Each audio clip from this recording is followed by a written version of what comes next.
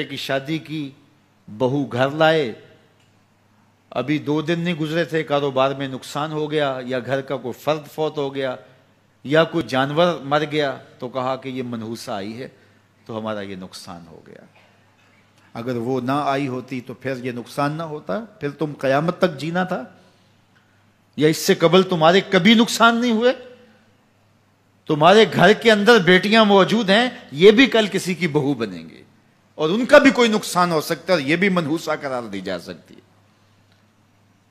پھر تانو تشنی کے تیر جو ہے وہ اس کے اوپر لگائے جانے لگے۔ کتنی زیادتی ہے، کتنا ظلم ہے، کسی کا دل توڑنا، کسی کا دل دکھانا، کسی کو منحوس قرار دے دینا۔ از خود تمہارے پاس کیا سند ہے؟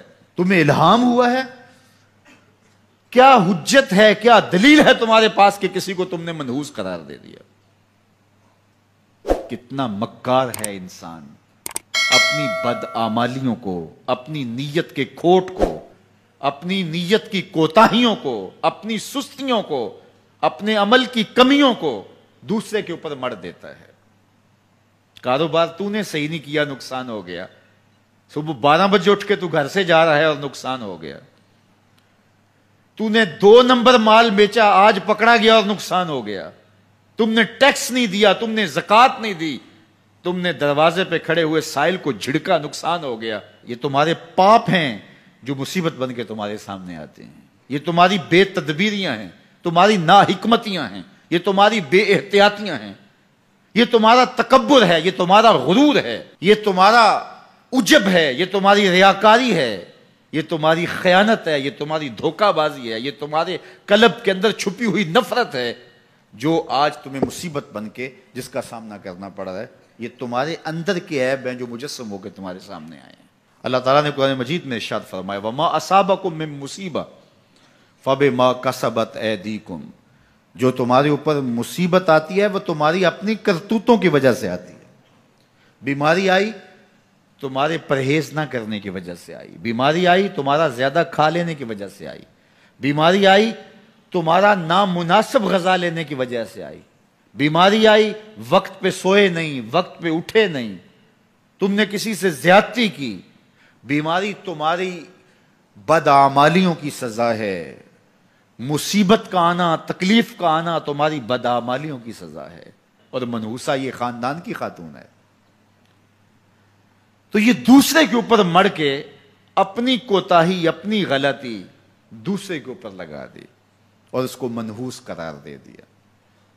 اگر کسی کا کام تمہیں دیکھ کر کے اچھا نہ ہو تو پھر تم بھی منحوس قرار پائے نا۔ اگر آج تم کسی کی بہن کو، کسی کی بیٹی کو منحوس قرار دیا ہے اور خاندان کے اندر اس کو منحوس مشہور کر دیا ہے، تو اگر کوئی یہ مشق تمہاری ماں پہ کرے، تمہاری بہن کو منحوس قرار دے دے، تمہاری بیٹی کو منحوس قرار دے دے، تو تمہارے دل پہ کیا گزرے گی؟ یہ کتنا ظلم ہے، کتنی بڑی زیادتی ہے کہ آج خود کسی کو منحوس قرار دے دیا۔ کوئی منحوس نہیں ہے، کوئی لمحہ منحوس نہیں ہے، کوئی شخص منحوس نہیں ہے، کوئی وقت منحوس نہیں ہے، کوئی گھڑی منحوس نہیں ہے۔ مصیبت کا آنا، تکلیف کا آنا تمہاری بدعمالیوں کی سزا ہے۔ لیکن قرآن نے کیا خوب بات فرمائی، وَيَعْفُو عَنْ كَثِيرٍ، ابھی تو بہت ساری باتیں ہم معاف ہی کر دیتے ہیں۔ تم نے کوئی گناہ کیا، پھر تمہارے ہاتھ اٹھ کے ہم نے معاف کر دیا۔ تم نے کوئی گناہ کیا، تم نے صدقہ کیا، ہم نے معاف کر دیا۔ تم نے کوئی گناہ کیا، تم نے سجدہ کیا، ہم نے معاف کر دیا۔ تم نے گناہ کیا، تم نے وضو کیا، ہم نے سارے گناہ جھاڑ دیے۔